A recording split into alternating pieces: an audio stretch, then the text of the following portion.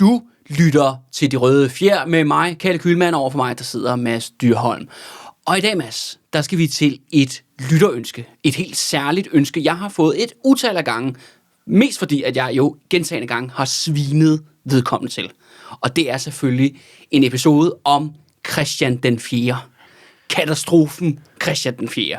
Ja, og bare lige skyde en kalde, det er simpelthen også et ønske, jeg selv har haft. Ja. Altså, fordi jeg har godt nok, hvis lytterne har hørt dig svine Christian 4 til mange gange, så skulle de forestille sig at være mig. Altså, jeg har hørt på det her i de sidste 15 år, uden pause, ikke? Og det vil jeg også sige, altså, vi spurgte jo ud for et stykke tid siden, og sagde, at folk kunne komme med deres egne ønsker, et emne, personer, begivenheder, som vi kunne tage op her på podcasten og diskutere lidt frem og tilbage. Og det er klart, at Christian den 4 er det mest ønskede emne. Og det er fordi, jeg jo igennem årene jo virkelig har givet stikpiller ud. Vi har aldrig lavet en serie, der foregår i 1600-tallet. Men hvis vi ligesom, jeg har faktisk tit refereret til ham, når vi for eksempel har snakket om Frederik den 6. for eksempel. Frederik den 6. Han er en af de værste konger i Danmarks historie. Men der er en, der er værre end ham. Og det er netop Christian den 4. Så det er det, jeg tænker, vi skal til dagens emne. Men inden, Mads, er jeg fuldstændig i raseri og med frodermunden kaster mig over Christian 4. Så må jeg lige spørge dig. Altså Christian 4, hvad er han for dig? Jo, men altså, jeg kan nok ikke sige mig fri for, at jeg... Du blev påvirket. Ja, voldsomt påvirket dig, ikke? jo. Altså, så... Og måske i det lys, så har jeg nok også set ham lidt anderledes, end hvordan de fleste andre ser ham. Nu har jeg jo så også, hvad kan man sige, lidt mere på hobbyplan, end dig jo også beskæftiget med lidt med historie de sidste mange år. Så på den måde har jeg jo også snuset lidt til, hvorfor det er, han er så komplet uduelig, ikke? Men når det så er sagt, så har jeg også en, hvad kan man sige, en veneration for Christian den 4, fordi jeg bor i København. Jeg elsker København, og jeg elsker gamle bygninger. Og så er Christian 4 meget, meget svært at undgå. Ja, absolut. Og simpelthen nogle af mine bygningsværker er jo, hvad kan man sige, opført på hans foranledning, ikke? Altså, jeg vil sige særligt Rosenborg Slot, og har en kæmpe stor kærlighed til. Det havde jeg sådan set også til Børsen. Og Rundetårn, Københavns ældste turistattraktion, ikke? Ja, og Rundetårn var den sidste, og vil jeg nok sige, at den, jeg er gladest for. Altså, jeg synes, Rundetårn er et fuldstændig spektakulært sted. Altså, og det har det været i virkeligheden, siden jeg var lille. Og det er det stadig. Altså, jeg synes stadig, det er en kæmpe oplevelse at komme i Rundetårn. Og det er også, for mig på en eller anden måde symbolet på København er Rundetårn. Så der ligger meget kærlighed i det, ikke? Og Christian 4 er jo så også blevet synonym med alle de her bygninger, og på mange måder synonym med København. Og det er måske de ting, vi skal have skilt lidt ad i dag, ikke? Ja, jo. Det er jo meget det eftermæle, han står tilbage med. Ja, og jeg skal også ligesom for, at jeg skal det ligesom ud i pap, eller fortælle, hvor jeg egentlig kommer fra med det her, fordi for mig, og det her, min konflikt med Christian 4, det begynder jo faktisk på et tidligere stadie end De Røde Fjer, faktisk. Fordi at jeg har jo i mange år været byvandrer jo af Guds nåde, og det gør jeg sådan set stadigvæk. Jeg får en del henvendelser fra folk, der siger, Gud, laver du stadigvæk byvandringer? Det er da helt vildt. Er du ikke blevet sådan et big shot? Og det kan jeg afsløre, at det er så ikke. Der er stadigvæk nogen, der skal betale gildet, og det betyder altså, at man kommer ud og vandrer rundt i Københavns gader. Og lige præcis som det, du siger lige der, netop med Christian 4 og de her bygninger, gør ham totalt uundgåelig. Ja. Og når man så har været ligesom en del, som jeg har været, altså også haft amerikanske og alle mulige andre former for udenlandske turister rundt omkring i København, dengang jeg startede med at lave byvandring, og den dag i dag, når jeg går rundt med grupper og firmaer og virksomheder af deslignende, jamen så kommer man bare til at snakke om Christian 4. Og det er jo så det, når man bliver hævet ind i den der Wonderful Copenhagen turismesump, som er virkelig det, der dominerer Københavns turistindustri, ikke? Ja. Så kommer Christian 4 alle vejen, og han er den der hyggeonkel. Han er den der vanvittige sådan, han var sådan lidt vild, han går lige damer, han går lige druk, han går lige fede bygninger, og det gør jo også til alle jer, der lytter med alle mulige andre steder fra København. Det skal også siges jo, Christian 4 fylder jo også en del i landskabet. Mest markant er jo Frederiksborg Slot og ved Hillerød, men han har jo også sat sit aftryk alle mulige andre steder, og han har også sat sit aftryk særligt i Norge faktisk, et helt andet land. Der kan man jo også finde masser af ikoniske Christian 4 byggerier. Men det er jo så det. Den her person, han er portrætteret som en hyggeonkel i den her turismeindustri. Det andet er så også, og det er jo særligt, hvis man går over og kigger lidt mere fagligt på det, på litteraturen, der er skrevet vanvittigt meget om Christian 4. Der er et utal af biografier og bøger og forskningsprojekter og deslignende. Og det har noget at gøre med, at Christian 4 har lidt status i den danske kongerække som kongernes konge. Han er den største konge, han er den mest kendte konge, og det er en kombination af to ting. Det er for det første, han er den længste regerende monark i Danmarks historie. 60 år, ikke engang vores eksdronning, Altså Margrethe der, den anden, hun kunne slå den rekord. Hun stod altså af lige efter 50 år. Men Christian 4, han tager den altså hele vejen til 60. Og jeg tvivler på, at Frederik den 10. kommer til at slå den rekord, så skal han da fandme leve længe i hvert fald, hvis han skal være regerende i 60 år. Og det er jo og så er det andet aspekt, som også derfor, jeg hader Christian 4. Eller det er rettere sagt, det afslører, hvorfor Christian 4 er en dårlig monark. Han har efterladt sig sindssygt meget kildemateriale. Altså breve, dokumenter, alt for meget personlige til sådan mere sådan regeringsførelse osv. Han fylder en exceptionelt stor del, kan man sige, af kongeriget, fordi han har været så produktiv. Og det gør så også, som i min optik i hvert fald, at historikerne, vi stiger os blinde på det. Altså, bare måske en lille pointe, Kalle. Jeg har også haft en følelse af Christian 4 altid. Han også har været en konge, som ønskede at fylde. Altså, 100%. Altså, og det er jo nogle gange det der med sådan personlighed og den der karakter. Så de ligesom, det skal nok ske på en eller anden måde, ikke? Jo. Og når han så har haft 60 år til at ligesom sætte sit aftryk, og han fra starten af bare har været sådan en kæmpe egomaniac, ikke? Jo. Så kommer man jo også til at fylde. Ja, lige præcis. Men det er også bare at sige, det er derfor, jeg tror måske også, at portrættet af ham er så skævvredet. Fordi han har efterladt så meget materiale, og det går jo så historikerne ned og dykker ned i, og de kan finde alt muligt. Og der kommer stadigvæk til at være masser af Christian 4-udgivelser herfra, uanset hvor meget jeg sviner ham her på podcasten. Det kommer sådan set ikke ind til at ændre en døjt ved det. Men det betyder for eksempel, at en konge, så kommer bag efter Christian 4, Frederik den 3., som jeg anser for at være en meget mere kapabel politisk og militær leder end Christian 4. Han har slet ikke efterladt sig den samme mængde arkivmateriale, og derfor bliver billedet skævvredet. Fordi man ligesom tager fat i det, der ligesom er. Ja, og selv bare, hvad kan man sige, alle de personer, der er omkring Christian den 4., er jo ofte mere belyst end de fleste andre konger i kongerækken, ikke? Altså, selv fjerne politiske familiemedlemmer. Ja, sådan noget Kirsten Munk og Leonora Christine og alt muligt, som er jo super perifære skikkelser i Danmarks historie i virkeligheden. Men fordi de har haft en relation til Christian den 4., så er det noget, de fleste mennesker har en eller anden form for forhold til, ikke? Jo, 100%. Og det, jeg tænkte, vi skulle i dagens episode, det er, at vi skal ikke lave sådan en klassisk biopic-episode, hvor vi ligesom går fra vugge til grav med Christian 4. Jeg vil hellere tale om Christian 4 som politisk og økonomisk leder. Fordi det er det, jeg synes, at han skal dømmes på, og det er derfor, jeg gerne vil nakke ham, og det er derfor, jeg ikke kan lide ham. Så jeg prøver ligesom at besvare det lytterønske, vi har fået. Også fordi, at hvis vi skulle gå rigtigt ind i Christian 4's liv, så kræver det altså en lang serie. Ja. Og det kan vi altså ikke på en times penge podcast episode her. Så derfor jeg tænker jeg ligesom, at man skal sætte den her episode op til den der Margrethe episode. Vi allerede har lavet den, der hedder Margrethe den Stores geni, hvor vi jo netop taler om, hvad var det, der gjorde hende til den bedste politiske leder i Danmarks historie. Og nu skal vi så til det stik modsatte. Nu skal vi netop til Christian 4 om, hvorfor han er sådan en katastrofe. Og også lidt om, hvad er det for en historie, man egentlig burde fortælle om Christian 4, altså for os her i dag, ikke? Og hvis vi starter ligesom ved Christian 4's, der hvor han bliver konge i 1596. Fordi at, jeg tror, at i relation til Margrethe-episoden, der snakkede vi om det der med, at hun havde utroligt dårlige kort på hånden. Der var rigtig mange ting, der var en katastrofe for hende der tilbage der ved Valdemar Atterdags død i 1375, fordi der var jo omgivet af fjender, og landet var fattigt og deslignende. Christian 4 er det stik modsatte.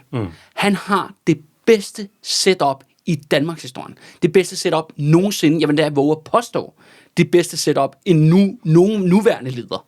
Selv da Mette Frederiksen overtog regeringsmagten i 2019. Det er svært at slå Christian 4's position i 1596. Og det er jo ikke noget, altså det er jo noget, han har fået fra tidligere generationer, men særligt fra sine forældre, altså ham, der hedder Frederik den anden, men særligt hans mor, Sofie af Mecklenburg. Fordi hvis du kigger på Danmark i 1596, der er Danmark jo en stormagt. Der er jo Danmark-Norge, Skånelandene er en del af Danmark, du har Slesvig-Holsten osv. Men Danmark er en dominerende militær, og økonomisk og politisk magt i Østersøen. Det er Danmark også i Nordsøen, og det er Danmark også især i Nordatlanten, altså det arktiske hav. Og det er sådan her, at når du netop kigger på de forskellige magter rundt omkring i Danmark, jamen, så er Danmark klart dominerende. Blandt andet fordi, at Danmark og Christian 4 som person er Europas rigeste privatperson. Samtidig er Danmark også en dominerende magt, når det kommer ind for det, der hedder de protestantiske magter. Det vil sige, der er en række... Man har haft ham der, Martin Luther, lidt tidligere i 1500-tallet, og han har lavet en masse ravage. Der er noget med Grevens Fejde og en blodig borgerkrig og hjemme og sådan nogle ting. Men ligesom efter det er slut, og ligesom kommer ud, hvem er den stærke, dominerende protestantiske magt, så er svaret Danmark. Og det betyder blandt andet også, at... Også i forhold til England? Ja. Okay. Og det er noget at gøre, der er også Holland og sådan. Der er både Holland og England, som er på vej op i 1596. Men de begge to af landet er præget af langt større politisk indre urolighed og en række krigstrusler udefra. Hvor Danmarks største og stærkeste rivalen, kan man sige, for Danmark, og det er det Christian 4. arv, det er Sverige. Ja, og det skulle jeg egentlig til at spørge om, Kalle, hvordan er magtforholdet i forhold til Sverige her i slutningen af 1500-tallet? Sverige er mega underdog. Ja. Det er et lille... Det kommer til at vende. Ja, det kommer netop til at vende under, og det takker være Christian 4's personlighed, som jeg ser det. Han har i hvert fald en afgørende rolle i det her. Sverige er et presset land. Mega fattigt. Der er sådan set nærmest hungersnød hver 5. år, hvor lige 100.000 af befolkningen ligesom skrider. Landet har ingen økonomiske, politiske ressourcer. Det er godt nok, at de er åbne oprør mod Danmark og så videre, og det har de været i mange år på det her tidspunkt, men de er fuldstændig inddæmmet. Altså Danmark sidder på Østersøen, alle vejene, hvor Sverige går, der har du altså dansken, eller jyden, som svenskerne kalder alle danskere på daværende tidspunkt. Og det er et skældsord, skal det siges. Og så Christian 4, kan man sige, han har ligesom Sverige inddæmmet i en boks. Det andet er så også, og når du kigger så netop i forhold til det her med protestantisme, hvis du kigger på Nordtyskland, og det er altså et ret stort område af Nordtyskland, det er sådan nogenlunde til midt ned i det, der er det moderne Tyskland i dag, der er Danmark altså ligesom den dominerende imperialistiske stormagt. Hvis du kigger på, hvad tyske byer som Hannover, eller sådan nogle andre, Hamburg og sådan nogle områder, hvad de skriver, de er pissebange. De er pissebange for Danmark og den danske kongemagt. Og hvad er i Nordtyskland? Er det så Gottorp, der er sådan et magtcentrum? Nej, de findes ikke endnu. Okay. Og dem skaber Christian 4 også. Okay. Altså, det er bare for at beskrive, at der er en situation, der er selvfølgelig ikke, fordi det er perfekt. Altså, der er også nogle der er nogle udfordringer, der er nogle vanskeligheder, men når man kigger på setup'et, så er det sådan her, at Danmark har en meget, meget stærk militær, imperialistisk position, og det er backet op af Øresundstolden. Og Øresundstolden er jo sat op, som jeg i hvert fald ser det, min analyse af det, at det er Sofie af Mecklenburg, der tager initiativet til ligesom at skrue voldsomt op på den, mens Frederik II er konge. Og det vil sige, at Christian 4 har bare sindssygt mange økonomiske ressourcer. Så det er klart, når man kigger på Danmark har ikke den største befolkning i Europa.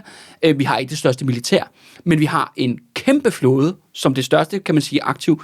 Og så er der alle de her økonomiske ressourcer. Og det skal man huske på, når vi befinder os her i 1500-tallet og 1600-tallet, der har man det, der hedder den militære revolution, hvor at det betyder, kort fortalt, det betyder, at det der med at ridder til hest i plade og sådan noget, det er på vej ud. Det, der er på vej ind, det er lejesoldater. Altså bonderøve, primært fra Tyskland, som får altså stukket et spyd i hånden, eller de får stukket et gevær i hånden. Og så mobiliserer du bare 10.000 af dem. Ja. Og det er sådan, man fører krig. Og så vel også store flåder, ikke? Jo, og store flåder, ja. Men flåden er jo tungt, kan man sige, at sætte op og bevæbne det med kanoner og alt det her. Men de der med lejesoldater, det kan du bare gå ud og købe i byen. Ja. Men det er klart, hvis du er den rigeste... Men er det stadig Nordtyskland, eller Tyskland, der leverer de her lejesoldater? Ja. Det har det jo altid været historisk set i Danmark, men det er det også her i starten af 1600-tallet. Ja, det er det 100%, ja. Altså, du kan også få lejesoldater i Italien og Schweiz og alle mulige andre steder. Men det er klart, i forhold til, hvor vi befinder os inde i den europæiske geografi, jamen, så er det primært Tyskland. Ja. Og det er jo så også det, der er sådan det interessante ved Christian 4, at fordi setup'et, det er så godt, så kan han også fuck op flere gange og slippe afsted med det. Ja, og så tænker jeg også, hvis setup'et har været så godt, så hvad kan man sige, han bliver også født ind i et selvbillede af at være the top dog, ikke? Jo. Altså, hvis han er den førende protestantiske monark i Europa, det er sådan en rimelig, hvad kan man sige, sådan en rimelig prestigefyldt position at være i. Men det tænker jeg måske også er et selvbillede, han bærer med sig hele vejen igennem hans liv, selv når det går galt, ikke? Jo, 100%. Og der er selvfølgelig nogle ting, der mangler. Altså, Danmark har ikke en økonomi, som ligesom er skabt på handel. Det er jo det, der blandt andet sikrer, at Holland og England kommer til at storme frem netop i den her periode. Men det mangler, og så mangler Danmark også kolonier, som er en anden ting, som kommer. Der er selvfølgelig noget, jeg skulle sige, man har en masse besiddelser i Nordatlanten, men det er jo det, Christian 4 har ligesom den afgørende vigtige ressource til at lade de ting ligesom foregå, og det er penge. Fordi at Sofie af Mecklenburg har bare sat et gigantisk, økonomisk super solidt fundament. Så det er også derfor, at det er jo det der med, at det bliver sagt som sådan nærmest en floskel, at man skal dømme fortiden på dens egne præmisser. Og det er det, vi gør her. 100% dømmer det på dens egne præmisser. Og det er derfor, at Christian 4 er på sin vis en større katastrofe, vil jeg våge at påstå, end Frederik den 6., som kommer betydeligt senere. Fordi Frederik den 6., han har nogle handicaps. Altså, han har fået med for fødslen. Det har Christian 4 ikke. Altså, alt indikerer, at han er et normalt individ. for den her periode. Altså selvfølgelig, han tror også på magi, og det kommer vi også til lidt senere, men det gør alle andre også. Det er jo der intet usædvanligt i. Men han er sund, han er rask, han er konge i 60 år. Og han fremstår heller ikke på mig som værende uintelligent overhovedet. Og han er også personligt modig, skal det siges. Han går forrest i slag og sådan nogle så videre. Altså, så han har en masse sådan attributter. Han har flere, når vi starter her i 1596, han har flere sådan succeskriterier, end han har tænkt, der er imod ham. Ja. Og det er jo det, som den her historie egentlig handler om, det er, at Christian 4 er sin egen værste fjende. Og det er derfor, han har fortjent stemplet som den værste katastrofe i Danmarks historie. Og så er der lige en sidste ting, Mads, i forhold til det her gigantiske og gode setup, som Christian 4 har. Fordi nu har vi ellers snakket om det der med, at han er dominerende inden for den protestantistiske religion. Det er jo rimelig godt, kan man sige. Men der er også en anden ting. Det er, at Danmark er også den dominerende videnskabelige magt i 1596. Og igen på grund af Sofie af Mecklenburg, som jeg i hvert fald læser historien. Fordi ude på Ven, midt i Øresund, der er der en fyr, der hedder Tycho Brahe. Ja. Og han har en forskningsinstitution derude. Og det skal siges, det er fuldstændig unikt i verden på daværende tidspunkt i 1596. Der findes intet andet sted, ikke i Kina, ikke i Mexico, ingen andre steder end i Danmark. Der er der et videnskabeligt miljø ude på Ven, hvor Tycho Brahe sammen med et internationalt forskningshold, hvor også kvinder kan være med, de er i gang med at kigge på himlen og stjernerne osv. Det er mega dyrt. Det koster cirka 2% af BNP. Og det viser jo så, at Tycho Brahe, alle hans teorier om, hvordan ligesom universet og planeterne er skruet sammen, det viser alt sammen er forkert. Men det relevante er, at hans metode, fordi det, de laver ude på Ven, det er et gigantisk datasæt. Ja. De samler simpelthen data på stjernernes positioner, i forhold til, hvordan de ses på himlen med Ven der. Og det er jo det, der egentlig bliver fundamentet for al moderne videnskab. Det kan selvfølgelig være svært at se i året 1596, at det er det, der fører til. Men det er bare for at sige, at Danmark er en dominerende spiller, når det kommer til et religiøst spørgsmål, altså protestantismen i Nordeuropa, og det andet er så også, og det er jo så på global skala, er simpelthen pioner på at hive videnskaben ud, og det skal siges, sådan den her forskningsinstitution, som Tycho Brahe har her, man har ikke set noget lignende i verden siden antikken, siden Romerrigets fald. Og det foregår altså i Danmark. Det synes jeg er vigtigt at understrege. Og ved du hvad? Christian 4, han kommer også til at smadre det. Ja. Yes. Og nu har vi ligesom snakket om det her setup'et. Og nu skal vi også snakke om, hvorfor det går galt. Og der bliver vi simpelthen nødt til at snakke lidt om Christian 4's person. Hvad er det, der ligesom gør, at det ender med den her katastrofe? Og nogle gange, altså jeg vil sige, at det er jo ikke alt, det er jo lidt den diskussion der, hvor meget fylder en personlighed i historien. Men her, når vi kommer til Christian 4. og netop her i 1600-tallet, der vil jeg sige, at det er på mange måder ret afgørende. Fordi man kan se, at setup'et er så godt. Men den her, chefen, CEO'en, altså Christian 4, han kommer ligesom til at ødelægge det hele. Og det vil jeg så sige, hvis man ligesom skal summe det op i en sætning, hvorfor går det galt? Jamen det er fordi, at Christian 4 er en gennemført paranoid micromanager for helvede. Og der kommer vi så tilbage til det her gigantiske kildemateriale, som han har efterladt sig her til os i eftertiden. Fordi rigtig meget af det her Christian 4-materiale, det er Christian 4, der er micromanager, altså alt fra sin familie, sine personlige relationer, til statsfinanser, til individuelle bønder. Og for ligesom at sige, ligesom give dig og alle dem, der lytter med, altså en ligesom beskrivelse, det svarer til, Mads, at næste gang du går i Netto, og du skal handle ind, jeg tænker, du skal have nogle bananer, jeg tænker, du skal have nogle avocadoer, og noget Red Bull energidrik, hvis jeg kender dig ret, ikke? Og når du går dernede og er i gang med at smide dine varer ned i kurven, så lige pludselig, så ringer din telefon. Og så er det Mette Frederiksen, der simpelthen instruerer dig i, hvordan du skal handle ind i Netto. Det er det, Christian 4 simpelthen er gang i. Og det er derfor, han har efterladt sig det her gigantiske brevmateriale. Det er fuldstændig vanvittigt, hvad vi har. Vi har altså breve fra Christian 4, der sender til en eller anden bonde ved Slagelse, og man skal flytte sit hegn 4 cm. Vi taler om, at han skriver, altså han overvåger sine børns uddannelse om, hvad de skal have til frokost.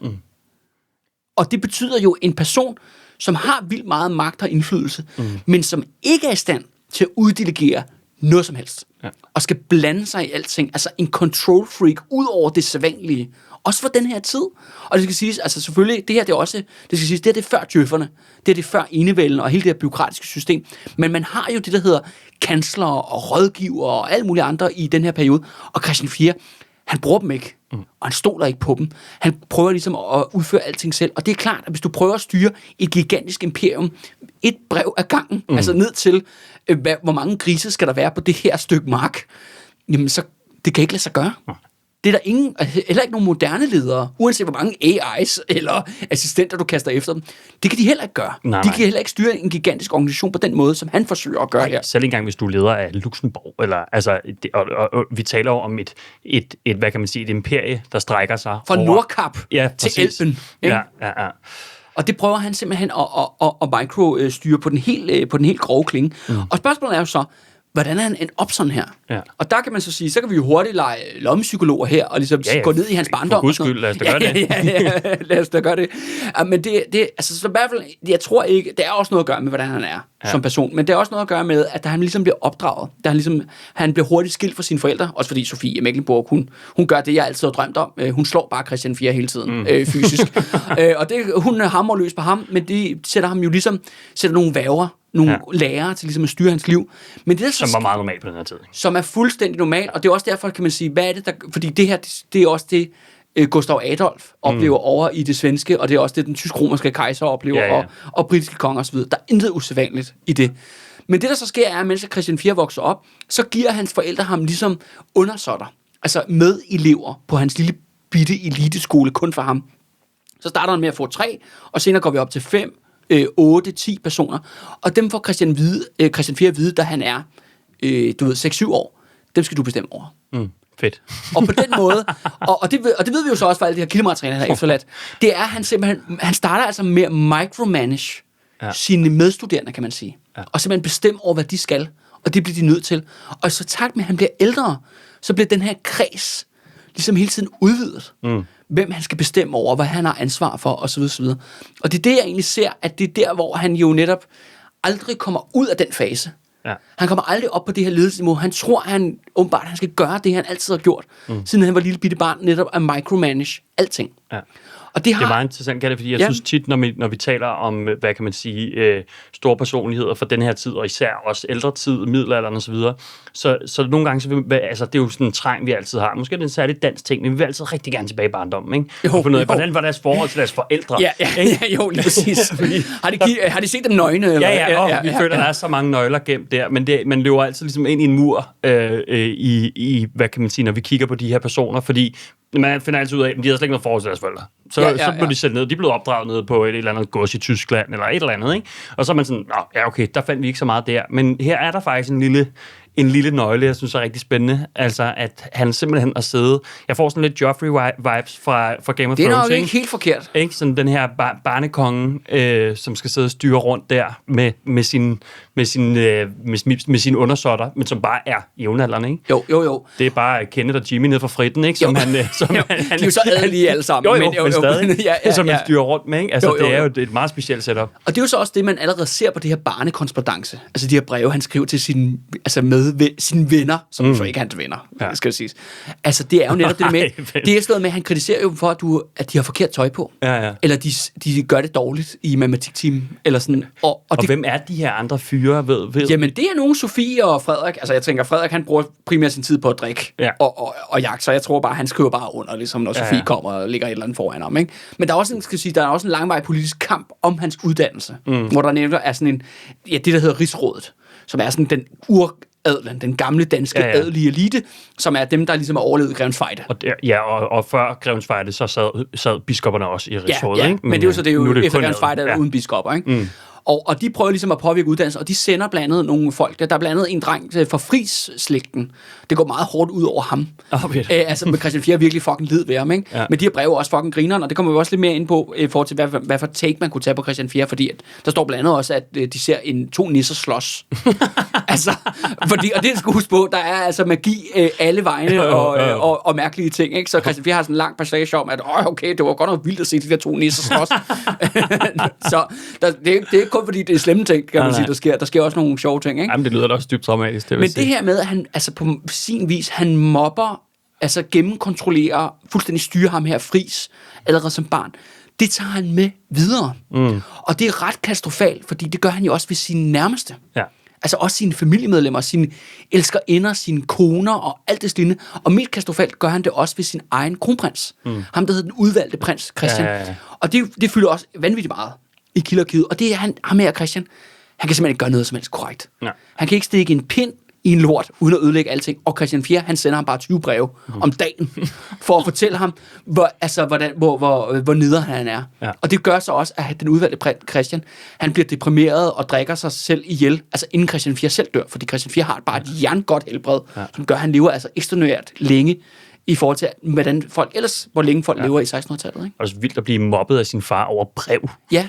Bare sådan tjekker bare det ene brev ind efter det andet, hvor du er en lort. Der er en helt, jeg har lyst til at kalde det nærmest, der er nærmest en skole, altså dem, der gider beskæftige sig med Frederik den 3., altså ham, der egentlig kommer til at tage over efter Christian 4, som er jo Christian 4's næstældste søn. Ja. Der er simpelthen, du siger, jamen grunden til, at han kan blive konge, og faktisk også bliver relativt succesfuld på nogle punkter, det er fordi, han er nummer 2.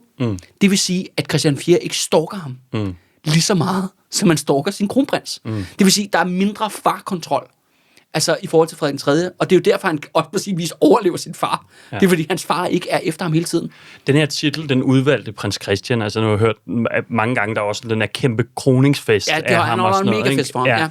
Ja. Men hvor kommer den her titel, den udvalgte prins Christian, fra? Er det noget, Christian 4 finder på? Ja. For ligesom bare ligesom... Men det er jo det, der... Vi flexer lige lidt. Men hør, altså, hvis vi bliver det psykologiske spor, det bliver jo endnu mere gakket, ikke? Ja. Fordi den udvalgte Christian, ikke? For det første hedder han jo også Christian. Ja.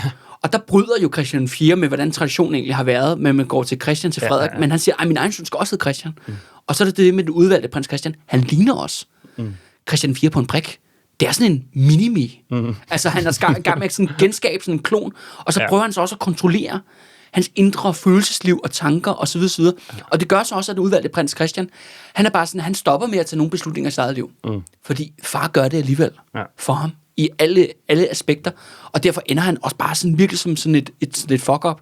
Altså, jeg ved ikke om, man kan godt måske kalde det, altså det er voksenmobning, eller sådan total control freak. Ja, og alle virkelig dårligt forældreskab, ikke? Ja, og alle Christian, og det kan man sige, altså Christian 4's egen forældre, altså Frederik den anden og Sofie Mecklenburg, de var da mindst rimelig ligeglade med ham. Ja. Altså, du ved, så han kunne bare få lov til at koge rundt for sig selv og mobbe fris, og så har han upgradet sin mobning, kan man sige, opad, kan man sige, rangstigen, ikke? Ja.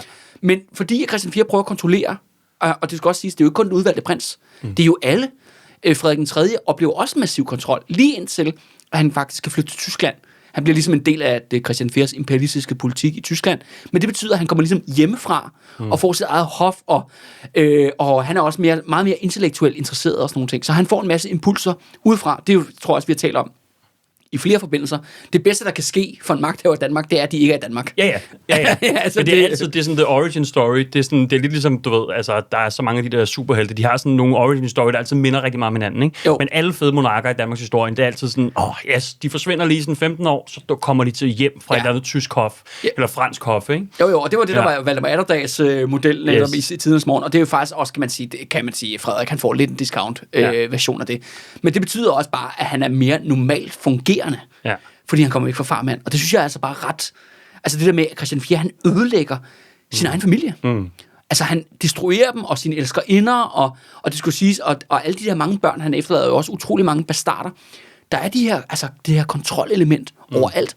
Og det betyder også, når vi kommer til regeringsførsel, altså i forhold til både økonomien, og til krig, og koloni og sådan noget her. Fordi Christian 4 skal være i alt, jamen, så er der ikke rigtig noget, der kan lade sig gøre. Nej. Der er ikke noget, der kan være en succes. Og vi har jo allerede lidt beskrevet det i den der gamle Børsen-episode. Ja, jeg så også tænkt på det samme. Der kan man jo genhøre, hvor man kan komme. Der kommer vi ind på et økonomisk eksempel, det med, at Børsen egentlig er det største monument over Christian 4, som vanvittigt dårlig økonomisk, erhvervspolitisk, kan man sige, aktør. Og nu har jeg så beskrevet det personligt. Og så er der så et sidste element, som gør, at Christian 4 bliver sindssygt giftig, og det er, at han er hardcore konspirationsteoretiker. Og det er netop tilbage til det magiske, og nisser og sådan noget. Og det er jo så i form af hekse. Og det er fordi, at nu skal jeg siges, at det er jo ikke særlig mærkeligt eller usædvanligt, at Christian 4 tror på hekse. Fordi det gør langt de fleste mennesker i 1600-tallets Europa. De tror jo, at der findes hvid magi, de tror, at der findes mørk magi, og de tror, at både djævlen og Gud blander sig i deres liv på forskellige aspekter. Det er sådan set fuldstændig mainstream. Men det der kan man sige, det der er forskellen er, at Christian 4, han tror lidt ekstra på det. Og han tror også, at der er en konspiration om, at djævlen og djævlens agenter, som er hekse, de prøver at dræbe ham og kongefamilien. Og man kan sige, at det her med, at han tror lidt ekstra på det, der er også det element, at hvis han nu, når han så nu også er den her control freak, ikke, som skal styre alting, men så vil han jo også styre det her element. Og lige det, præcis. Der bare er med magi og overtro, det er, at det er rimelig svært at styre. Ja. Og den måde, man kan handle på det... Nej, ja. Der er jo ikke noget, der passer. Ja. Og den måde, man kan handle på det på, er jo dybt irrationel. Fordi det er jo ikke rationelt baseret, det man render rundt og tror på. Ja. Så det er jo også bare sådan en åben dør ind i katastrofen, ikke? Når man begynder at handle og vil prøve at styre magien. Ikke? Ja, og det ser man faktisk igen og igen. Det er jo, at alle de her, der foregår jo alle mulige heksejagter rundt omkring i Danmark. Og det, der så ofte sker faktisk, at der kommer selvfølgelig en fuldstændig vanvittig hysterisk stemning. Der er nogle kvinder, der bliver arresteret. Ofte kvinder, det kan også være mænd. Og også børnene, der bliver arresteret, tortureret, og de indrømmer alle mulige ting. Men når så de her hekseanklager bliver sat lidt længere op i systemet, til en eller anden form for bureaukrat et andet sted, så sker der ofte, at de her bureaukrater, de siger, det kan vist ikke passe. Så afviser de ligesom. Og de er meget sådan, de tror også selv på magi, men de konstaterer jo bare, at kildegrundlaget, altså simpelthen vidnerne og sådan noget, det er for tyndt. Det er for tyndt til, at man kan dømme folk på det her, altså fordi, at hvis du bliver halshugget, hvis du er morder, men så skal vi også bevise, at du er morderen. Men så sker der så det, at Christian 4 igen og igen netop micromanager, og går ind og blander sig i individuelle retssager, og han siger, de må være skyldige. Producer det resultat, jeg gerne vil have. Ja. Og derfor får han hele tiden situationen til at eskalere. Der er nogen, der har været et lokalt fænomen, som eskalerer ligesom opad. Så er der nogen, der er lidt mere rationelle på en eller anden form for mellemniveau, der siger, kan det nu passe? Og så går simpelthen magthaveren, diktatoren, ind og får situationen til at fuldstændig at gå ud af kontrol. Og derfor får du blandt andet sådan nogle vanvittige heksejagter, for eksempel som den, der foregår i Køge i de her år, hvor det ender jo med, at 23 personer bliver brændt. Ja. Og det er takket være Christian 4. Og det kan man så også se i takt med... Hvad er det nu, man kalder den her heksejagt i Køge? Den har noget... Køge Huskors. Huskors, ja. Ja, Huskors er sådan meget gammeldags 1600-tals ord for konspiration, kan man sige. Ikke? Så man kalder også de her heksesabbater, de her cirkler, den kalder man også for Huskors. Ikke? Og der findes forskellige sådan besættelser og konspirationer rundt omkring i det ganske land. Ikke? Når du finder en heks, så er der altid flere. Ja. Det er i hvert fald den tankegang, Christian 4 har. Og han er... Sund tankegang. Ja, og han er inde i det her dybt spor. Og det er jo så en anden ting. Det der er med til, jeg tror i hvert fald, det der er med til at forstærke det her element, det er jo netop, når det begynder at gå dårligt for Christian 4. Og det er jo så det andet, det her med hans utrolig oppustede store personlighed, hans kæmpe gigantiske ego, som også er grund til, at han har sat C4 på alle sine bygninger og det ja. Han tror netop, når det går galt, at det i hvert fald ikke hans egen skyld. Ja. Og derfor så leder han efter syndebukke. Og det bliver altså mange af de her kvinder. Så det bliver en selvforstærkende effekt, hvor han netop siger, det kan fandme ikke være min skyld, jamen, det må være djævlen, der må være et komplot i gang imod mig. Og derfor ender det med, at de her heksejagt går fuldstændig bananas. Det går også bananas alle mulige andre steder i Europa, særligt i protestantiske lande, i den her periode, men der er bare svært ligesom altså man kan ikke afkoble Christian 4's personlighed fra den her heksejagt. Og det er også det der med, det siger det der med den her ansvarsforfølgelse. Ikke? En ting var, hvis det gik galt, der opstår en katastrofe på den ene eller anden måde, men han er ikke selv villig til at leve op til det. Tværtimod vil han sige, det kan ikke være min skyld, det må være Marens Blid, kromutter i Ribe, som gør, at vi har tabt mega hårdt i den her krig. Ikke? Ja. Og det er derfor blandet, og det er derfor, jeg synes, han er nederen. Ja. Fordi at man har også eksempler på alle mulige andre magthavere og magthavere og konger, som slet ikke er på det her spor. For eksempel hans egen datter der, Leonora Christine, hun har jo faktisk i Jammers Mindehavn nogle ret interessante passager om magi og hekse, hvor hun selv lidt filosoferer over det, fordi der går alle mulige rygter om, at hun selv er heks, mens hun sidder i Blåtårn og er fængslet der senere i sit liv. Og hendes rationale er, hun tror sådan på magi på et eller andet plan, men hun siger, at magi er nok, når en person har mere viden om verden, end andre personer har. Ja. Det er sådan, som hun ser magi. Og det er jo meget mere sådan en... Det er netop mere rationel, mere fornuftig forklaring end i den her tid, altså stadigvæk, altså inden for 1600-tallets rammer. Men der kan man bare se, at Christian 4, han laver deep dive på det her. Og for ligesom at give et eksempel, udover, nu skal du allerede forestille dig, Mads, at Mette Frederiksen, hun simpelthen guider dig igennem din tur i Netto, ikke? Ja. Det andet er så også, at hun er for eksempel, du ved, hun er vaccineskeptiker, ikke? Eller hun er QAnon-tilhænger, Mette Frederiksen. Og det bræger hun også om i telefonen, mens du går igennem Netto og skal handle på hendes vejen. Ja. Det er det scenarie, der egentlig foregår her med Christian 4, ikke? Ja. Og det har du bare i 60 år. Ja. Der er der nok rigtig mange ting, der går galt i sådan en periode. Ja, og det skal siges, der er jo ikke noget galt med at være konspirationsteoretiker. Altså, der er jo Nej, gudskelov, det ved alle, der lytter til det her show. Det er jo det, og der er jo konspirationer hele tiden, ikke? Ja. Erik Hvidt, ikke? Altså, så det er jo ikke det, men det er jo mere lige at kigge de rigtige steder hen, ikke? Og man kan sige, hvis så, hvad kan man sige, hovedkonspirationen faktisk for, hvorfor det går af helvede til, det er, at der er en person, der sidder og styrer hele lortet. Altså, fordi tit så er det jo, at når vi kigger på konspirationer, så er det fordi, der er nogle hemmelige netværk, der er nogen, der gør noget i kulisserne, der foregår noget, vi ikke kan se. Men her, under Christian 4, er alting jo upfront. Fordi det er ham, der styrer hele lortet. Jamen, det bliver jo lavet lov jo. Ja, altså, mod så det er jo ikke, så på den måde, så kan der jo ikke rigtig være nogen konspiration, fordi det er ham, der styrer det hele. Ja. Men derfor er det jo nødt til at være noget, altså endnu mere hemmeligt. Det kan ikke være nogen hemmelige magthaver eller lignende. Det er simpelthen Satan. Mørk, det er satan, det er mørk magi, ikke? Vi kan slet ikke se det. Ja. Og jeg skulle sige, og de første mange år, jo, og det var så, kan man sige, det er sådan det interessante ved Christian 4, fordi sådan den første halvdel af hans regeringsperiode, de første 30 år, der går det jo meget godt. Og han får jo virkelig sat nogle vanvittigt ambitiøse projekter. Og det er klart, når man er sådan en egomania, så skal det jo selvfølgelig også, så kaster man selvfølgelig også ud i projekter, som ligesom passer til sin egen verdensopfattelse. Det er blandt andet der, vi får børsen, men vi får også kolonier jo. Han igangsætter jo blandt andet det der med, at vi får Trankebar over i Indien, og alle mulige vilde planer for hans søsæt, og han får kastet penge efter det. Men det er jo så det. Christian 4 er jo en micromanager, og han stoler ikke på folk. Han er også derfor vanvittigt dårlig til at uddelegere. Så ligesom de der fornuftige folk, der måske kunne eksekvere projekterne, dem støder han fra sig. Og han får sådan nogle yes-men. Og det vil sige, at rigtig mange af de her projekter lider nederlag, men det er lige meget. Fordi der er bare flere penge. Det er bare flere penge i kassen, og henter og kaster sig ud i det, lige indtil han jo får slået for stort brød op. Og det er jo, at Christian 4 kaster sig ind i 30-årskrigen. Det er det afgørende store vendepunkt. Og 30-årskrigen, den foregår der i 1625 til 1629. Og Christian 4, han mobiliserer sine egne ressourcer. Og det er jo så det første, der går galt. Det er jo netop, at han ikke får adlen med. Han får ikke rigsrådet med. Han får faktisk ikke mobiliseret Danmarks ressourcer. Han kaster det ind som et personligt projekt, hvor han er hertug af Slesvig-Holsten. Det er den måde, han går ind i den her konflikt. Men ret vildt er det, at alle de der tyske protestantiske magthaver, de er så tæt på, at simpelthen erklære Christian 4 for nordtysk kejser. Altså han er lige før, han bliver nordtysk protestantisk kejser. Men jeg skal bare lige forstå det rigtigt, Katte. Så han går i krig, ikke på Danmarks vejen, men på sin egne vejen, som hertug af hvad? Hertug af Gottorp, eller hvad? Nej, bare Slesvig. Ja, Slesvig-Holsten, som er jo sådan en del af det tyske kejserige, ikke? Ja. Fordi det er man automatisk, når man er konge af Danmark, så er man også hertug af Slesvig-Holsten. Ja. Okay, men er det sket tidligere i Danmarks historien? Eller senere, at man ligesom kan ikke gå i krig for Danmark, men for en anden del af riget på en eller anden måde? Man kan sige, at eksemplet er tilbage til hans farfar, Christian 3., som hertug af Slesvig-Holsten, så erobrer Danmark.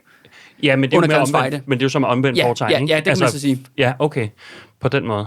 Det er, også, det er jo en vild speciel, hvad kan man sige? Ja, og det er jo enormt kompliceret, og jeg skulle sige, der er jo skrevet tykke bøger om det her problem. Ja. Også fordi det er jo med os helt vej til krigen i 1864, og endda også lidt videre end det, vil jeg sige, på grund af den her mærkelige konstruktion, der med Slesvig-Holsten. Men så skal vi tilbage i en lang historie omkring Christian 1.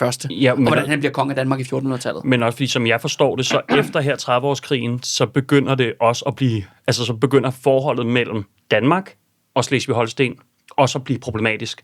Altså, at de begynder at alliere sig med svenskerne i højere grad. Ja, det er så hertugen af Gottorp, som du allerede har nævnt her. De hertuger, der sidder i Slesvig-Holsten, de begynder at alliere sig med svenskerne i stedet for, ikke? Ja, og det er fordi, at Christian 4 er ikke den eneste, der har land i Slesvig-Holsten. Nej.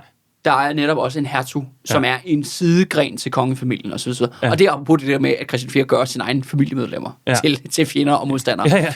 Men, og det kan vi snakke lang tid om, og det bliver måske også en smule for kompliceret at gå ind i her på nuværende tidspunkt. Men det er bare at forstå, at når Christian 4 kaster ind i 30-årskrigen, som er den her gigantiske, totalt dominerende, europæiske forandrende konflikt, som så foregår jo i 30 år, primært i Tyskland, og man vurderer omkring 20 millioner mennesker bliver dræbt. Ja.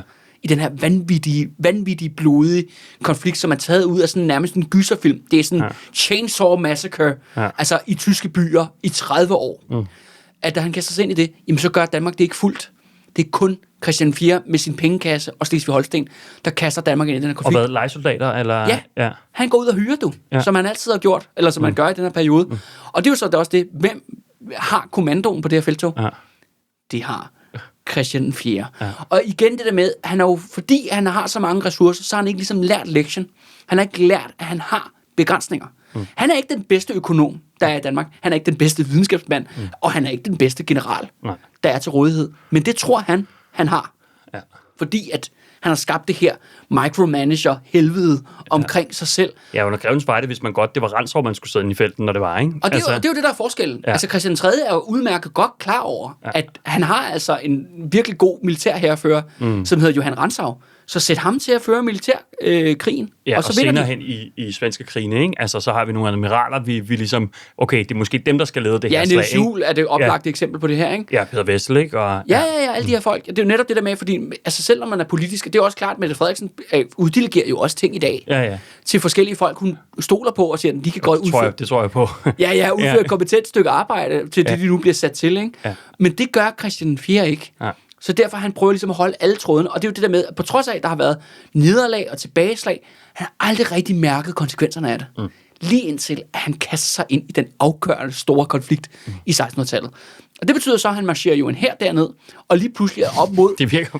Ja, du ved, han er op mod nogle af de bedste generaler i sin tid. Hvad er hans incitament for at deltage i den her konflikt? Fordi Danmark er jo ikke med i konflikten. Nej. Og det er også derfor, han bliver jo draget af sted som hertug af Slesvig-Holsten. Ja. Og det er også derfor... Det er også bare sådan for sjov. Man kaster sig ind i en dommedagskonflikt, men man gør det kun med en tredjedel af sine ressourcer. Ja. Fordi at Danmark og Norge ikke er med. Men det svarer jo lidt til, hvis altså, at i 1917... Ikke? At okay, vi så lige pludselig beslutter os Slesvig sig for, vi skal sgu også lige være med i Første Verdenskrig, ikke? Altså, jo. Vi kan tage lige ned til skyttegravene, bare lige, vi slår sgu vores eget telt op herovre. Det skal lige være lidt med, ikke? Og det kan man sige, det gør faktisk, Portugal. Men det er jo lidt en anden historie. Okay. Men altså, der er eksempler på nogen, der ligesom sender en bataljon afsted, ikke? Altså, portugisisk politiske historie i 1900-tallet er jo heller ikke sådan helt gloværdig, kan man sige. Nej. Men der findes mærkeligt, og så ved Brasilien er også med i 2. verdenskrig, og har en division i Italien og sådan noget. Så der findes altså sådan nogle mærkelige sådan eksempler på det her. Ja. Problemet er jo bare, at Danmark er jo også en del af Europa.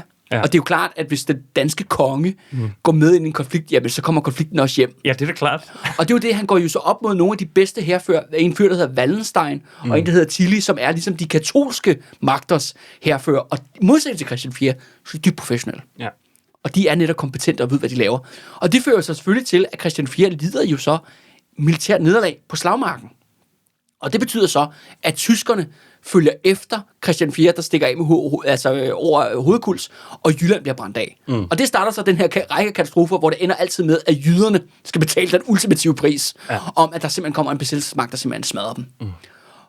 Og så er jo katastrofen der, og det fører jo til død og ødelæggelse.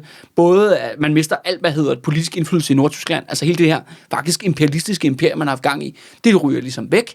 Og det andet er så også, at landets økonomi bliver smadret, fordi at bønderne i Jylland bliver dræbt, og deres kvinder bliver voldtaget, og markerne bliver brændt af, og der kommer pest, og jeg skal fandme komme efter dig, og varulve og alt muligt andet mørk gøjl, ikke? Men hvad var incitamentet for at deltage i 30-årskrigen? Undskyld. Jamen, det er fordi, at Christian 4, de siger til ham, kunne du ikke tænke dig at blive protestantisk kejser? Okay. Så der var 2 kejsere. Der var en katolsk kejser, og så Christian 4 som protestantisk kejser. Ja, okay. Og det forstår du, mener, så Danmark I et eller andet nordtysk rige. Ja, det vil sige, at det er nok ikke urealistisk at sige, at det er ligesom, at så vil jo befolkningen i det danske imperium være femdoblet. Ja, okay. Vi taler jo om, altså det der er det Nordtyskland, som er jo, Berlin findes knap nok på daværende tidspunkt, men et godt stykke ned, altså helt ned til, faktisk til Bayern, altså der hvor det katolske Tyskland egentlig starter dernede i det mellemtyske, ikke? Så et gigantisk udvidelse af imperiet, og det der med, at han jo ligesom, fordi Danmark er sådan den dominerende protestantiske magt, men faktisk også at have den titel, og altså et magtimperium i Midt-Europa. Altså Danmark vil blive lige pludselig, for at være en nordeuropæisk, kan man sige, stormagt, så vil Danmark faktisk gå hen og blive en decideret supermagt. I hvert fald i centraleuropæiske tilstande. Så må du da også kunne sætte dig ind i, hvad kan man sige, hans rationale et eller andet sted. Du har jo altid nogle, hvad kan man sige, imperiale drømme på Danmarks vegne, ikke? Jo. Så der må være et eller andet, der kilder et eller andet sted, når du hører det. Jo, men problemet er jo bare, at det er jo virkelig den forkerte person på det forkerte tidspunkt. Ja, og den forkerte krig. Ja, og den forkerte krig, ikke? Ja. Og det er jo så det, at Christian 4 formår jo ikke selv, da katastrofen rammer, der uddelegerer han ikke. Ja. Og det er jo så, det kan man sige, det vilde er, at på trods af det her gigantiske nederlag, han lider, og Jylland bliver brændt af, så ender faktisk Christian 4 med ligesom at slippe krogen. For det, der sker, er, at svenskerne går ind i 30-årskrigen. Og så kommer vi ned til det, som jeg ser, at den absolute katastrofe, fordi der i Sverige er på mange måder den stik modsatte historie. Du ved, det er super dårlige setup, men der har du så gengæld en dygtig politisk leder og militærmand, der hedder Gustav Adolf, som jo netop forstår at uddelegere også økonomien og så videre. Og svenskerne, de tænker, okay, nu kaster vi os ind i 30-årskrigen og vil være en del af det show. Men der er det så det afgørende, at inden at han gør det, der prøver han at række Christian 4 hånden. Og så skal vi ikke lave en dansk-svensk alliance. Fordi Danmark er stadigvæk med i 30-årskrigen, ikke? Så nu går Danmark og Sverige sammen. Altså Sveriges militære ressourcer, altså især landhæren, fordi Danmark har jo stadigvæk kloden. Den danske flåde kombineret med den svenske hær, så skaber vi den her protestantiske supermagt. Men det kan Christian 4's ego ikke klare. Han kan ikke klare at uddelegere den militære magt til Gustav Adolf, som viser jo så at være et militært geni, som opfinder nye militære taktikker og strategier, og ender med at køre de der katolikker over, fuldstændig midt over, nede, da de kaster sig ind i det. Så derfor går Sverige i krig alene, uden Danmark. Og det har så den konsekvens, at Christian 4 slipper af krogen, fordi hans tyske modstandere, de får lige pludselig voldsomt travlt med de der svenskere der, og de forklører dem. Og det betyder, at man kan rykke ind i Jylland og Slesvig-Holsten og så videre. Men nu er økonomien jo ligesom knust, fordi at landet er blevet brændt af, ikke? Og det kræver jo en generation at ligesom overvinde militær nederlag i 1600-tallet, fordi krigene er så blodige og så drabelige, ikke? Det koster nogle penge at tage på sådan en felttog, ikke? Ja, og det er jo bare underskud, kan man sige, ikke? Som Øresundstolden så skal betale. Og det er jo så det, Christian 4 har intet lært af det her. Og svenskerne, de kører altså derudad. Og det er jo så det, Sverige bliver jo så en stormagt ved at vinde slag på slagmarken. Og det er 100% noget at gøre med, at de får sat jo en organisation op, der kan klare det. Og også ret markant er det, at Gustav Adolf der, han blev jo dræbt jo i et stort slag nede i Sydtyskland. Altså han vinder slaget, men han mister livet. Men svenskerne kan jo så fortsætte. Fordi de netop har sat det rigtige apparat op til at kontrollere. Og det sker ikke i Christian 4's verden. Tværtimod, i takt med, at Christian 4 så også bliver ældre nu går vi så ind i den sidste halvdel af Christian 4's katastrofale regeringsførelse, der begynder han jo så at uddelegere. Fordi han er blevet for gammel og for fuld hele tiden. Han har også et alkoholproblem og det lignende, ikke?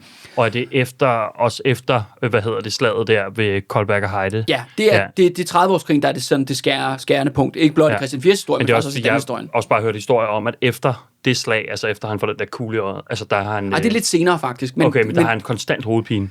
Ja, det der sker faktisk er op til det der store slag i Tyskland, der har han styrt af hesten. Ja. Han falder simpelthen ned og slår sig ret kraftigt lige før slaget, og han har tydeligvis nogle men af det. Ja. Men det siger jo så også noget om, at hele hans politiske, økonomiske, men måske særligt også familiære, sociale, fordi familien er staten, kan man sige på mange måder i den periode. Der er ingen, der er i stand til ligesom at korrigere ham. Nej. Der er ingen, der er i stand til ligesom at tage noget fra ham. Men i sidste ende, så bliver han simpelthen, fordi han døjer med flere og flere sådan, jeg kan man sige, personlige og helbredsmæssige problemer, så ender han så med at uddelegere. Men hvem uddelegerer han til? Danmarks historiens største forræder, Corfitz Ulfeldt, som er jo så gift med Leonora Christine, ikke? Som ender jo med at stjæle 2 millioner rigsdaler fra den danske statskasse. Ikke? Så det er jo det, man når i sidste ende vælger at så uddelegere, så vælger han også de værst tænkelige personer. Ja. Du ved, så han er også bare super dårlig til mennesker. Så forstår du mere? Men man kan sige, altså, måske har der heller ikke rigtig været så mange tilbage at uddelegere til. Fordi hvis du har lavet hvis du har lavet et magtapparat, som er centreret omkring en person, så er der heller ikke nogen, der er vant til at have magt. Der er ikke nogen, der har grebet den. Der er ikke ligesom nogen, der er steget op i rang. Der er ikke et system, hvor man ligesom kan lære alle de her traits, du skal have for at kunne navigere i det her politiske spil, der er i 1600-tallet på det her tidspunkt. Ikke? Og så samtidig, så er der en allieret lige på den anden side, som er meget attraktiv, altså svenskerne, som alle har lidt mere lyst til bare at være med. Hvor det er sådan, der er det andet hold lige herovre, det går rimelig meget bedre derovre, ikke? Ja, 100%. Og det er jo både det, vi ser med Corfitz Ulfeldt og så de her hertuger nede på Gottorp, ikke? Jo, lige præcis, ikke? Altså, og det er jo det der med, at alle de her folk, ligesom med svenskerne her, og tyske katolikker og sådan noget, Christian 4 skaber bare sine egne fjender, ikke? Og det lige pludselig er der simpelthen for mange af dem. Og det er det der med, når økonomien er brændt af, så har han ligesom mistet sin reservetank. Ja. Han har mistet det, der egentlig fikset alle hans problemer, når tingene gik galt i den første halvdel, fordi nu er bunden er slået ud af den danske statskasse, ikke? Og det er derfor, han ikke er i stand til at vende tilbage. Og det ender jo så også med, at svenskerne konstaterer jo, at der er ikke nogen deal at lave med Danmark. Og det er jo det med, at Danmark er jo også en modstander, fordi lige så snart det går frem for svenskerne, jamen så prøver Christian 4 jo at konspirere imod dem. Prøver ligesom at hæmme dem og dæmme dem og give dem nederlag på alle mulige tænkelige måder. Og derfor beslutter svenskerne sig så for jo, at de vil simpelthen udrydde Danmark. Simpelthen igennem det der et overraskelsesangreb. Det der hedder Torstensons Fejden, hedder det på dansk. Det er ikke verdens bedste navn til en krig. Men den kommer der i 1643 til 1645, og svenskerne igen står med Jylland, lortet bliver brændt af, men det bliver en hård og blodig konflikt, som Christian 4 på mange måder mirakuløst overlever. Jeg vil ikke sige igennem sit eget initiativ, men tværtimod igennem, at der er faktisk en række militære folk, og særligt, guerillakrig i Skåne og andre steder, og i Jylland, som gør, at det bliver simpelthen en for hård konflikt for svenskerne at gennemføre en langvarig belejring.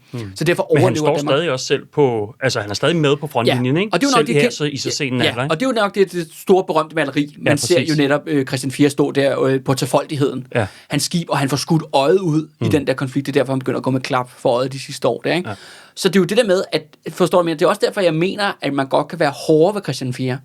Fordi han er ikke som Frederik 6. Altså han er ikke en handicappet person. På mange måder indeholder han jo mod, ambitioner. Han har alle de rigtige setups, men eksekveringen er katastrofal, ikke? Men hans personlige mod fejler ingenting. Altså, og han står, og han bliver skudt på, og på sin vis er han jo også på mange måder den sidste.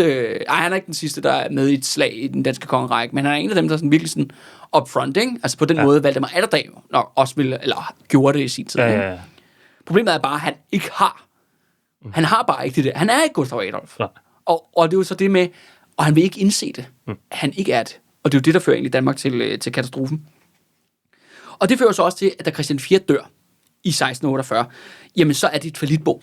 Og det er jo det der efter Torstensfejden, at svenskerne formår ikke at udrydde Danmark, men Danmark taber hårdt og afgiver en række territorier, inklusiv Gotland, som var jo det, Valdemar Atterdag erobrede i sin tid, tilbage i 1361. Og derfra... Og Halland også, ikke? Jo, afstår Halland i 30 år. Man mister også Øssel, som er den her ø, der ligger over ved Estland, eller en del af Estland i dag. Man afstår også nogle store områder af Norge, og så videre. Og det betyder jo så lige pludselig, at svenskerne er nu den dominerende protestantiske magt. Ja. Også i Nordeuropa. Og fra dag af, kan man så sige, og det synes jeg så også det der med, at når man kigger på historieskrivningen, det bliver et meget sådan fatalistisk mindreværdskompleks, hvor man, sådan, når man læser danske historikere, så siger, at det ville jo altid være gået galt. Det skriver man, men du ved, man fratager ligesom Christian 4 faktisk ansvaret. Det personlige ansvar, og så er man utrolig travlt med at gøre ham til den her hyggeonkel, som han er blevet i relation til byvandring. Og sådan, det var fedt med en fyr, der drak, og han lavede damer, og han byggede nogle flotte bygninger, og så videre, ikke? Så med den historie, der bliver fortalt om Christian 4 i dag. Ja, og man kan sige, vi kan jo godt lide nogle gange, og det kan især også nogle af jer lidt, hvad kan man sige, marxistisk anlæggende, I kan godt lide at forklare ting ud for strukturer, ikke? Og at, hvad kan man sige, historien går en eller anden gang, som er uundgåeligt også nogle gange uafhængigt af de personer, som har trådt ind på scenen i historien, ikke? Men her, der er han jo netop trådt ind på scenen under de mest gunstige forhold. Ja. Altså, der er strukturerne faktisk på plads til, at han kan udvikle et ekstremt succesfuldt samfund, ikke? Alle pengene er der. Vi har et system, vi har Øresundstold, vi har en veludviklet her, vi har en veludviklet flåde, vi har en basis, som producerer fødevarer og så videre, ikke? Og han fucker helt lortet op. Ja. Så der kan man i hvert fald godt tale om personlig ansvar. Og det kan man så sige, det der bliver så Frederik den 3., det han arver jo, som er jo så Christian 4's næstældste søn, og som så heldigvis overlever sin far, ikke? Hele det, han kommer til at udføre, altså kan man sige, det der så sker efter, da han bliver konge, det er, at svenskerne angriber igen, og det bliver en endnu mere katastrofal krig. Ja, og det er jo også Christian 4, der... Ja, altså. Og det er fordi, Frederik den 3. har intet. Nej. Der er netop ikke nogen her, flåden er elendig og så videre, og det gør så, at man mister Skånelandene, som er en decideret amputation. Altså det der med, det er virkelig på mange måder den store katastrofe i Danmarks historie, fordi Skånelandene... Ja, og Bornholm, men så kommer tilbage, ikke? Heldigvis da. Ja. Men Skånelandene er jo ikke svenske, de er danske, og det var danskere, der boede der. Ja. Altså, så på den måde kan man sige, der er ikke tale om et eller andet koloni, eller på den her måde. Det er faktisk kerneland, man har mistet. Og det jo gør, fordi Frederik den 3. og de, der overtager efter ham, de har intet at kæmpe med, fordi Christian 4 har bare ødelagt det hele. Men det så Frederik den 3. gør jo, det er, han jo netop opbygger et system. Han skaber djøfferne, og han skaber enevælden, som netop er det her system, der skal sørge for... Ikke? Ja, med Griffenfeld, men som netop skal sørge for, at hvis der kommer en katastrofal konge, så kan det ikke gå lige så galt Det er jo ligesom det, der egentlig er lektien. Ja. Og det er også derfor, man faktisk har også et comeback, kan man sige, i sidste halvdel af 1600-tallet, og langt ind i 1700-tallet, lige indtil vores gode ven med Christian 5, ikke? Jo, lige indtil vi med vores gode ven Frederik 6, der så kan man sige, går galt igen. Men Danmark bouncer ligesom tilbage, og det er fordi, man jo blandt andet har lært af svenskerne. Ja. Man har set, hvad fungerer det i Sverige, hvordan kan vi kopiere det, hvor det der med, at Christian 4 jo netop ikke lytter til nogle af de her ting. Og så kommer vi ned til, Mads, altså, hvad er det for en historie, man burde fortælle om Christian 4? Jeg synes jo netop det her, det er jo igen, man kan sige, det er jo det her, man har ligesom givet Christian 4 den her Matador-agtige treatment. Og det er jo det, der bliver brugt rigtig meget i sådan, turismeindustri i København. Jamen, han kunne godt komme på det. Har du set, at vores kære kulturminister har i samarbejde, tror jeg, med Gita Nørby og Søren Ryge eller sådan noget. Hold da op, de har lavet sådan en liste med sådan 20 ting, sådan, hvad er det mest danske, ikke? Og der er det sådan noget, altså hygge og kolonierhus og sådan noget, ikke? Og pølsevogn og sådan noget. Pølsevogn og sådan noget, ikke? Der kunne Christian 4 også godt, han kunne passe lige ind. Ja. Ikke, Bob? Jo, lige præcis.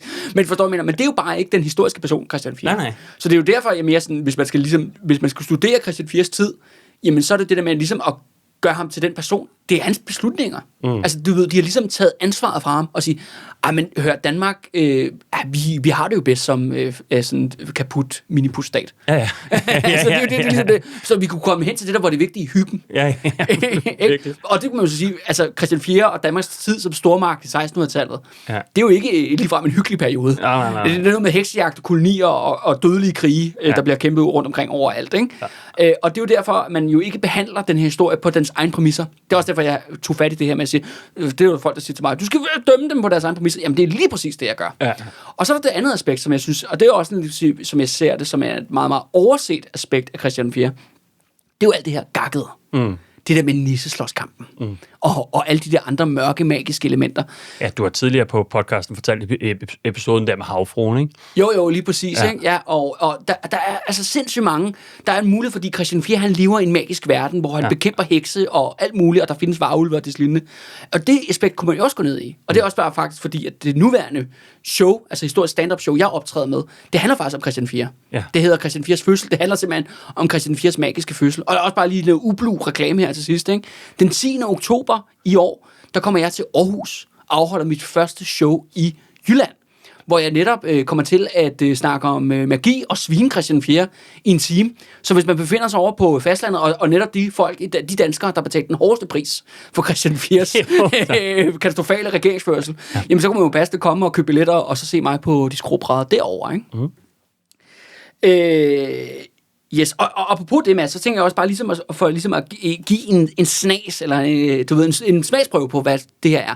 Så har jeg ligesom en Christian 4-historie, som jeg synes er mega fed, og som ikke er en del af showet. Men det er bare for at sige, at der er sådan totalt meget untapped potential for at fortælle gakkede, magiske historier om Christian 4.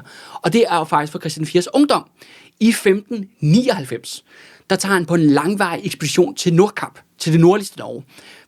Fordi det handler noget om, at svenskerne gerne vil have, de ligesom bevæger sig ind i det her landområde, og så rejser Christian 4 op med en krigsflåde, for ligesom at sige, det er os, der bestemmer her.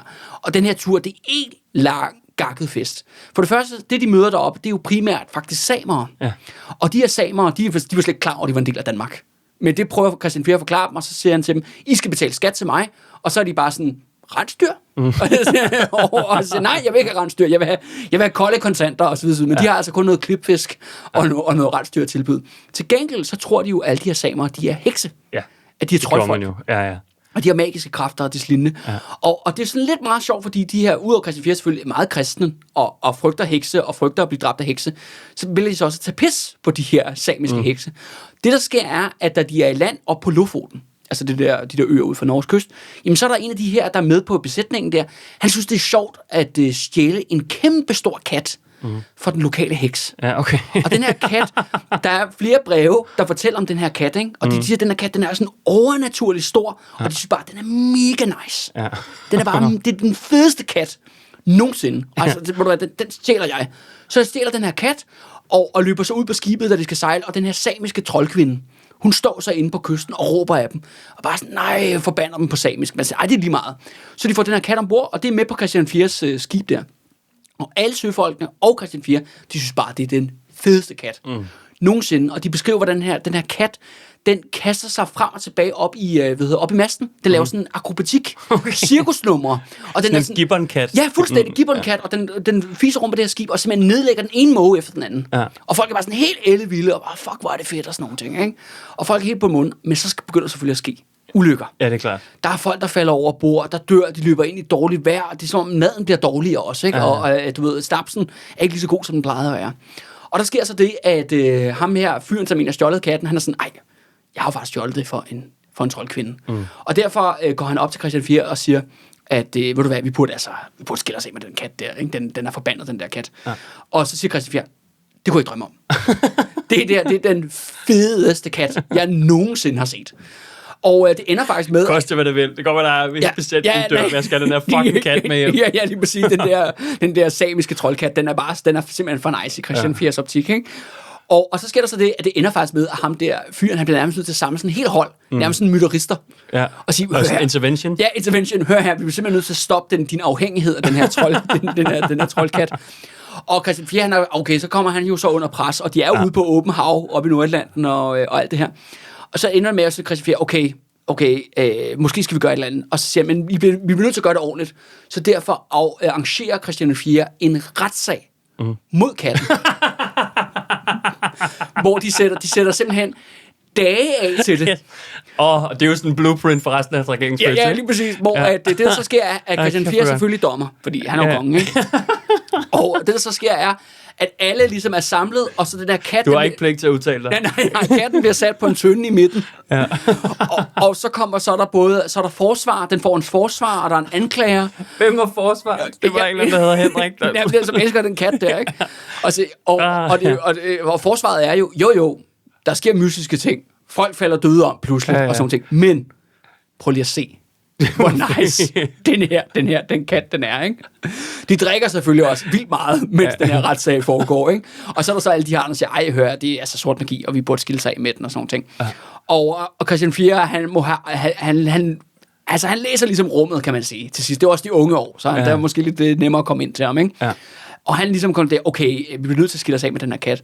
Men hans dom er så, at det de gør er, at de sætter katten ned i sådan en stor tønde, altså en tom tønde, men så giver de katten 3 måneders mad. Nede i tønden. Nede i tønden. Og så sætter de heksekatten ned i den der tønde, og så lader de drive til havs, og så tænker de, det der magiske kræfter, det fører nok den her heksekat tilbage til dens heksemor op på Lofoten, ikke? Og det er altså... Hun har været klam af den der tønde. 3 måneders mad. Og den der gigantiske troldkat. Og så bliver den der kat simpelthen sendt afsted. Ja. Og sådan noget er der altså masser af, altså når det kommer til Christian 4. Og det er jo så også noget af det, jeg prøver ligesom at gribe fat nogle af de historier i det der, mit liveshow, men også for at sige det der med, jamen det behøver ikke at være død og katastrofe med Christian 4. Det synes jeg også er en vigtig essentiel del af hans historie, som ikke er blevet fortalt.